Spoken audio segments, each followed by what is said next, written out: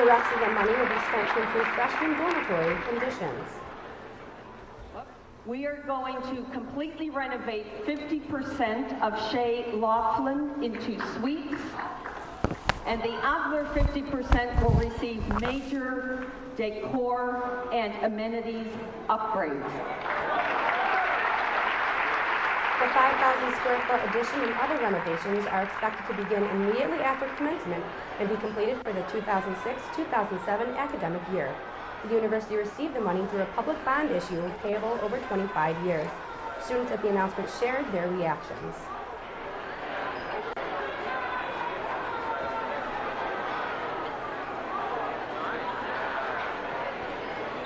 People know there's bad food here, and there's no way you're going to get people to want to come to eat bad food. So doing renovations at the Hickey Dining Hall is a huge advantage to the school. I'm excited by the fireplace because I think that's going to be really neat. I'm crossing my fingers that it'll actually be done by next semester. So, big coffee drinker, so this new coffee edition is pretty cool too. I mean, as nice as a gourmet coffee is, I don't know that many people that find this as a major thing that we need on this campus. Talk about why. The project comes on the heels of a $13.6 million plan to upgrade St. Bonaventure's science facilities and $2 million addition to Friedson Memorial Library. At the same gathering Thursday, Vice President of Academic Affairs Skip Sell announced Dr. David Damiano as the new Dean of Clare College. Damiano beat out 2 other candidates for the position. Dave?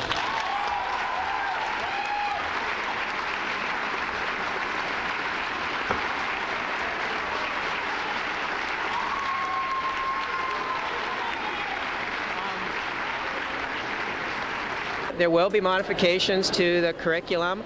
What they are at this time, I'm not going to promise anything, but I do want to have interaction from both faculty that are involved in it, staff that teach it, and the students. An apple for the teacher. Damiano is a 1991 grad and will continue his position as Associate Professor of Physics along with his new responsibilities. The deal between Core Development and St. Bonaventure for the castle property is one step closer to completion.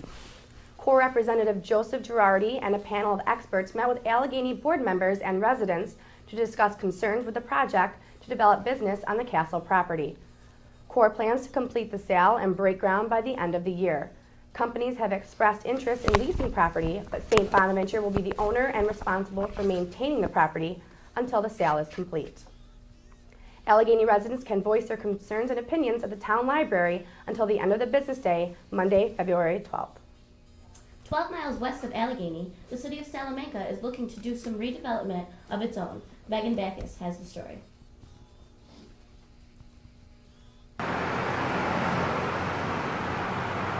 Just 2 years ago, the city of Salamanca gambled on the development of a multi-million-dollar casino built by the Seneca Nation. But has the gamble paid off? Well, I think that in the next 2 years, we'll be able to really transform Salamanca. According to the city's casino consultant, Salamanca's already received about $1.8 million in revenue, funds they plan to use to reinvigorate the downtown area. I have a vision of a theater operating on a daily basis, surrounded by clubs and entertainment venues at coffee houses. Hensel said he hopes casino revenues will attract more business owners to develop vacant shops like this one on the corner of Main Street. The goal will be to have things that will generate income and growth in the community and jobs, so that once the casino pact runs out, which is in about 16 years, we'll still be able to move forward and not be dependent on those casino funds. Officials also said the city could start fixing broken sidewalks, streets, and buildings as early as this summer. For Sbu TV, I'm Meghan Bankus. Salamanca officials said the negative impacts of the casino have been minor crime issues and gambling addictions. We'll report more on that in the upcoming weeks. Meteorologist Punxsutawney Phil has the forecast for the next 6 weeks. Sean Mullen reports. For those in Punxsutawney, Pennsylvania, partying at 7 a.m. on Groundhog's Day is a tradition. But does that mean anything special for those outside Punxsutawney? I wasn't planning on doing anything particularly special for Groundhog's Day. but now that you mention it, I might go home and watch Caddyshack. Just realized it was Groundhog's Day a couple minutes ago. I have a stats test tonight till 8, so no really big plans. Maybe after. While many don't know the true meaning of Groundhog's Day, others have experienced the celebration in person. My senior year, we went for 02, senior year high school, and it was insane. We left the house at about 3 o'clock. It was just packed. Punxsutawney Phil comes out of his burrow every February 2nd. We asked some local experts what happens next. When the brown cub comes out from his hole, when he's sleeping, he looks around for a shadow. If he sees it, he goes back down in his hole. If he doesn't, he comes up and looks for food. If there's a shadow, they will be 6 more weeks of winter. So what is our extended forecast? While many might be upset with the Groundhog's forecast, others are looking at the bright side of things. My brother gets to try out his new snowboard. Yeah? And I get to make a snowman. The messenger has spoken. Happy Groundhog Day! Sean Mullen, Sbu TV. With the winter we've had, 6 more weeks doesn't seem that bad. ABC's Bob Woodruff and Doug Vaught are just 2 of nearly 10,000 Americans who've been treated for wounds they suffered in Iraq. Woodruff's brother says both men owe their lives to doctors at a military field hospital. Alex Quaid has been embedded with the U.S. medical teams in Iraq and shows us what they face every day. In Iraq, lives can literally change in a flash. When American troops or the journalists traveling with them are wounded by roadside bombs, rockets, or in firefights with insurgents, the life-saving journey usually begins like this. Amid the chaos and pain, sometimes as lethal combat continues around them, Army medics or Naval corpsmen take life-saving action, bandaging victims, carrying them out. Their destination, a fallback position outside the kill zone. 1, 2, 3, look. This is triage. Navy shock and trauma platoon members collect and stabilize the wounded, then send them on to the next level of care. Urgent, urgent, urgent. Urgent means medical evacuation. Get them to a combat field hospital within 1 hour of being wounded, what's called the golden hour, and the odds are they'll survive. It's time for the medicine man. That's the call sign of the U.S. Army Medevac unit. They care for the newly wounded while in flight, bringing them to the CASH, Combat Support Hospital. This is what happened to both members of the ABC News crew. Within 37 minutes of the attack, they'd been flown to the CASH in Baghdad's heavily fortified Green Zone.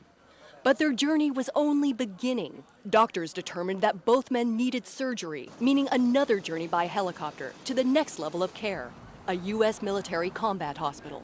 There are 4 combat hospitals in Iraq, in Tikrit, Mosul, Baghdad, and 50 miles north of the capital, in Balad. That's where the ABC journalists were flown. Even though it's intense, this is the most technologically advanced hospital in Iraq.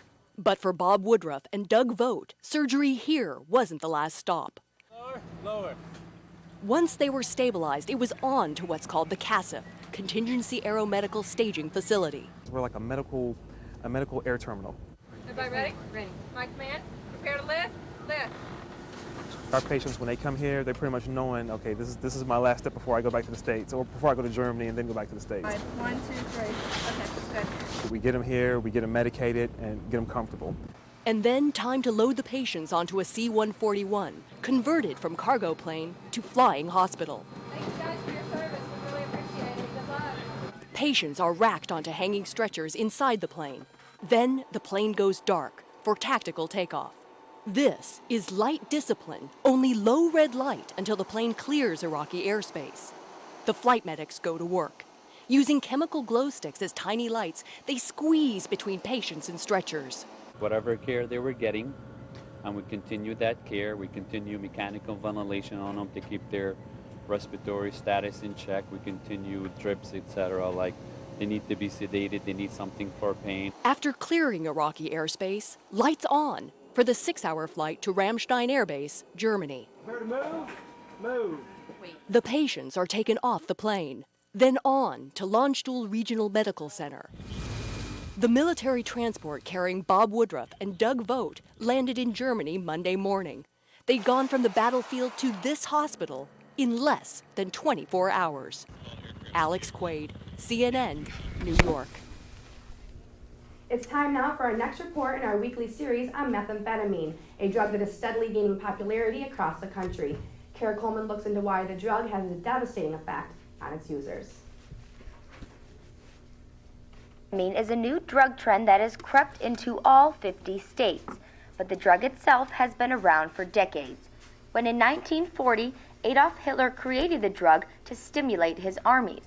It was later used by Japanese kamikaze pilots and even once prescribed for obesity and narcolepsy in the 1950s. But not until recent years have tens of thousands of Americans begun to abuse the drug, manufacture it themselves, turning their homes into dangerous and illegal meth labs. But what draws meth addicts to ingest a drug made out of things like battery acid and Drano, the same toxic materials that the average person keeps stored away and wouldn't even touch with their bare hands?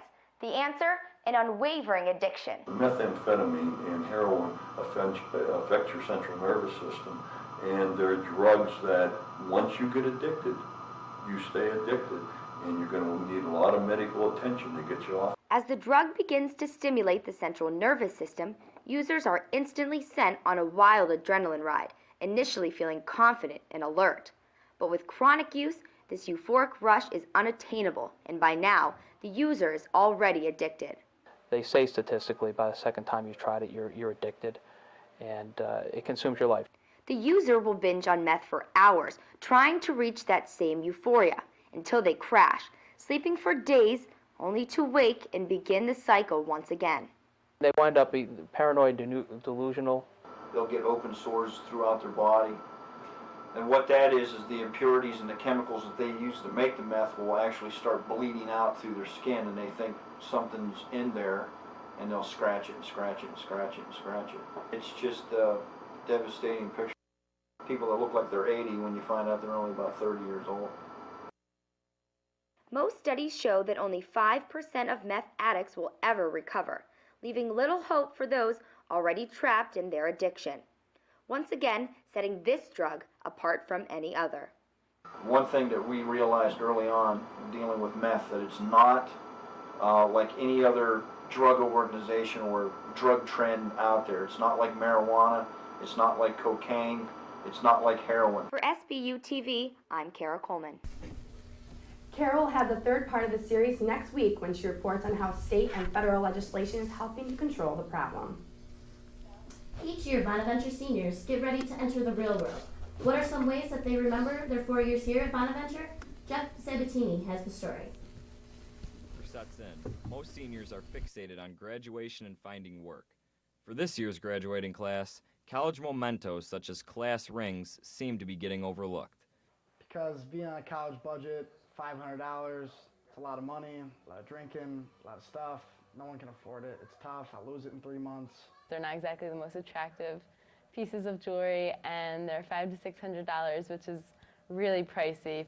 Aside from class rings, many seniors have apparently neglected to pose for the yearbook as well.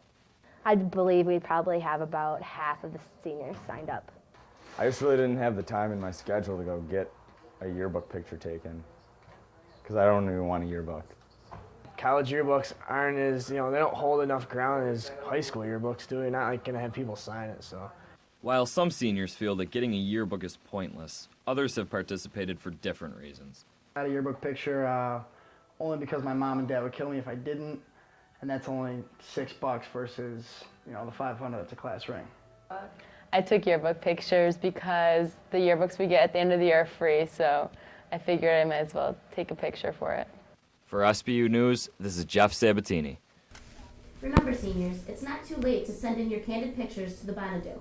If you have any candid photographs you'd like to contribute, contact Courtney Hastrich. Bonnet students are getting hyped for Superbowl Sunday.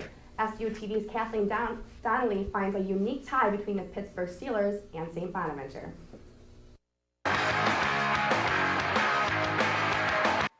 The Pittsburgh Steelers may be in the Super Bowl this year, but part of them remains at St. Bonaventure University.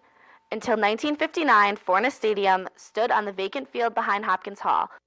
Not only was Fornes home of the St. Bonaventure Brown Indians, but during the summer months of the 1950s, it served as a training camp for the Steelers. Football was big here, and the Steelers practiced here. Because the Rooney family has always been closely connected, the family that owned the Pittsburgh Steelers had always been connected to St. Bonaventure emotionally. Old-timers remember them playing here. This year, the Steelers take on the Seahawks in Super Bowl 40. Here's what some Bonaventure students are saying about the big game. The Pittsburgh Steelers, and I'm going to go home and watch it with my family. I'll be heading out to Detroit. I'm going to the game actually on Saturday and driving there on Sunday. Me and my dad, we got 20-yard line seats, so we're pretty excited. I'm rooting for the Seattle Seahawks. Don't really know why. I'm not a big football fan, but me and my friends are just going to hang out in my apartment and throw a little party. For Sbu TV, I'm Kathleen Donnelly. Up next, Mike Hayes joins us with sports. Stay with us.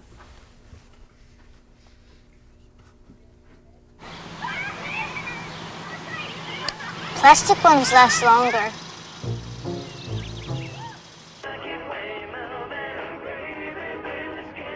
Pork bellies close steady due to speculation that demand for bacon-related products. Read me this one, Daddy. Okay, honey. The less art kids get, the more it shows. Are yours getting enough? Art. Ask for more. AmericansForTheArts.org. Welcome back. Mike joins us now with sports. Mike? Thanks, Michelle. Bonaventure fans packed the Riley Center for the Bonnie's Alumni Weekend matchup against Duquesne. The Bonnies overcame a 19-point deficit, but Duquesne hung on at the end for an 86-83 win. The Dukes jumped to an early 28-15 lead and went into the half, up 46-31. The Bonnies answered back with a 17-3 run to open up the second half. Lamont Smith gave the Bonnies their first lead of the game, 60-59, when he converted a three-point play. The Bonnies squandered many opportunities down the stretch, going 2 for 8 from the free throw line in the final 2 minutes. Smith had a game-high 27 points and 12 rebounds. It was his 6th double-double of the season. Bryant McAllister led Duquesne with 25 points. St. Bonaventure dropped their 9th straight game and remained winless in the Atlantic 10 after a loss to Charlotte 76-60 Wednesday night at the Riley Center. The Bonnies held the 49ers close in a first half that saw 11 lead changes. But Charlotte put the game out of reach when they went on a 15-2 run, giving the 49ers a 41-26 halftime lead. D'Angelo Alexander led the way for Charlotte with a game-high 34 points. But it wasn't all bad news for the Bonnies, as senior guard Ahmad Smith scored a team-high 15 points and 6 rebounds, becoming only the 20th player in St. Bonaventure history to accumulate over 1,000 points and 500 rebounds. The women's basketball team was in action twice over the weekend. On Friday night, the Bonnies took on Xavier and All-American candidate Tara Booth. After trading buckets in the first 5 minutes, the Bonnies pushed the lead to 6 behind 5 straight points from sophomore Priscilla Edwards. The game turned completely around during the final 10 minutes of the half. The Musketeers forced 7 turnovers and went into the locker room up 12. Xavier opened up a commanding 20-point lead in the second half. Bonnies cut the lead to 9, but never got any closer, falling 76-67. Senior Stephanie Collins became the 7th player in program history to reach the 1,300-point plateau. On Sunday, the Bonnies welcomed Atlantic 10 newcomer St. Louis to the Riley Center. Bonaventure jumped out to an early 5-point lead, but the Billikens responded with a run of their own to take a 17-11 advantage. Collins scored 8 straight points to give the Bonnies a 34-31 lead at the half. The Bonnie defense set the tone in the second half and spurred a 22-5 run. The Bonnies won 71-59. Junior Audrey Latendrez finished with a career-high 24 points and 6 rebounds. Collins also had 6 boards to go along with her 15 points. The St. Bonaventure men's and women's swimming and diving teams concluded their regular seasons with victories over Niagara Wednesday evening. The women captured first in all but one event against the Purple Eagles, winning 180-54. The men won 179-60 and were led by Atlantic 10 Performer of the Week, junior Chris Ekimoff. Ekimoff won both the 200-yard and 500 freestyle. Zach Beach has more on the standout athlete. Swimmer Chris Ekimoff has been nothing short of spectacular the past 2 weeks. The St. Bonaventure Junior is coming off a Riley Center pool record in the 1650 freestyle and has earned back-to-back Atlantic 10 Conference Performer of the Week honors. However, SBU men's swimming coach Sean McNamee says that swimming is just one quality that Ekimoff brings to the team. Athletically, physically, morale-wise, even when he has a tough day, he's able to still come in with a smile on his face. And it's with a smile that Ekimoff approaches his training. And I see every lap as an opportunity to work on it. And the more times that you slack off, the more times you take it easy, it's the less time you ever prepare. Ekimoff's accomplishments are not difficult to find. He is currently ranked in the top 3 spots for 3 different events in the A10, but teammates say his success is no accident. He has one of the best work ethics I've ever seen. Without a doubt, he puts 110% into every single practice. So I can get better for it, you know. I can work on my stroke technique, I can breathe better, I can get a better pace time in this set. While Chris is satisfied with his performance here at the Riley Center so far this season, he remains focused on the Atlantic 10 Championships in 2 weeks. That's the big dance, and getting Performer of the Week's night. Enjoy the accolades when they come, but not really be influenced by it. Know that there's more work to do. Zach Beach, SBU TV. The women and men's teams will compete in the Atlantic 10 Championships in Buffalo starting February 15th.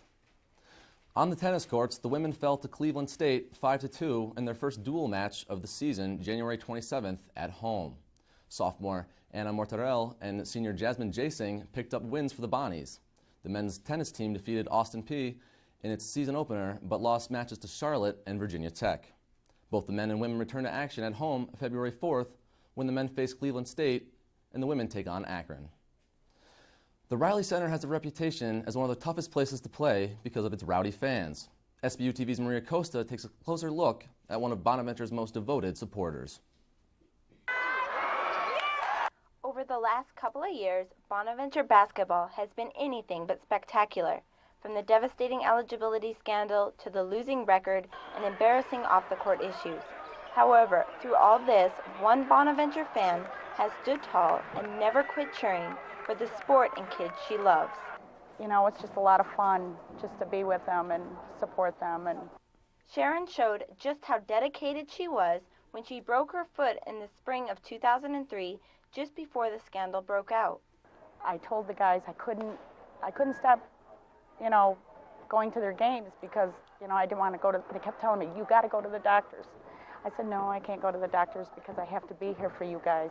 Finally, Sharon gave in and went to the doctor and was out for 4 weeks. It was during the time that Patricio Prado was here, and I told him just before I left the dining hall that I was going to the doctors to see if my foot was broken, and he says, I wish you luck, I hope it's not broken. And I miss Patricio, I miss saying goodbye to him, and you know, he had left during that time to go to Italy to play. And Sharon's love for the players begins here at the Hickey Dining Hall where she works. She cares so much about us because we always see her in the Hickey, and she's very welcoming, and she knows that you play on the basketball team, and she'll come in and give you cutouts of like the newspaper articles and all that, and sometimes she'll take pictures and bring you in pictures. So there's not a lot of people that come to our game, obviously, and her being really loud, we know she's there, and that she's there all the time, whatever happens. If we do good or bad, she's always there to cheer for us. For me, like, it's a big inspiration. I always sit around, like, just talking to me, like, hey, how you doing? How's your holiday? You know, stuff like that. And it's great having a big, huge fan of women's basketball. We just have to keep marching forward and hope that they'll come back and they'll do well. For SBU TV, I'm Maria Costa. Sharon is also an avid Green Bay Packers fan. And that's all for sports. When we return, I'll have a saucy Super Bowl treat for you.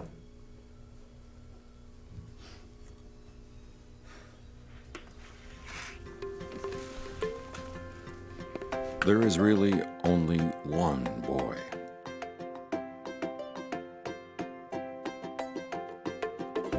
One girl.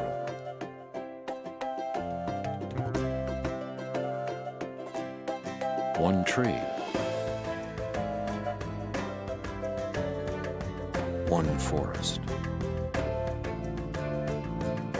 One deep, dancing ocean.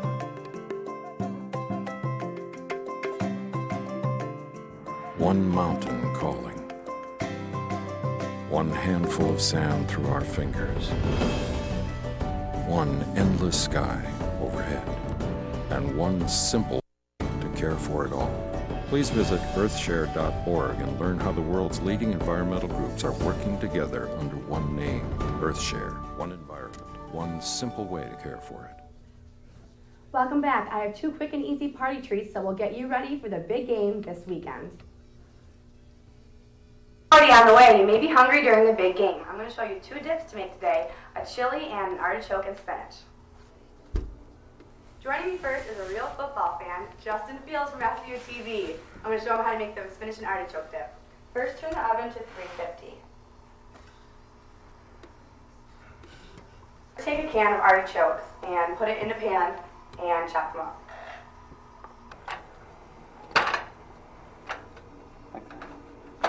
While Justin's chopping the artichokes, I'm going to chop 2 cloves of garlic and a garlic press. Add the garlic to the artichokes. Next, add a cup of mayo to the artichokes and garlic. And stir it around.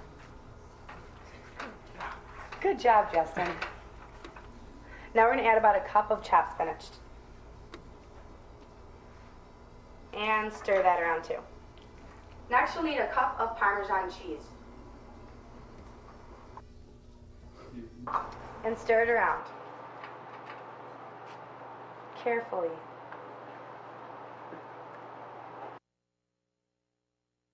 Add the artichoke and spinach dip to the oven for 20 minutes.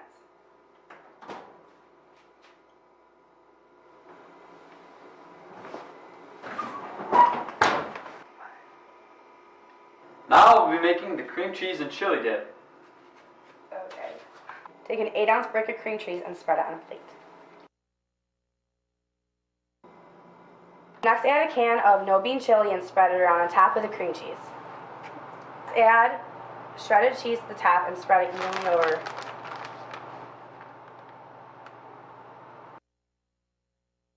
Add to the microwave for about 1.5 minutes or until the cheese is completely melted on top. Make sure you keep checking it.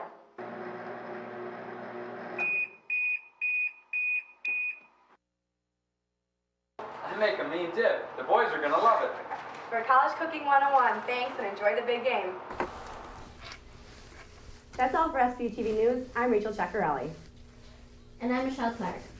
For Mike Hayes and all of us here at Sbu TV, thanks for watching. We leave you now with footage from Wednesday night's halftime chicken eating contest.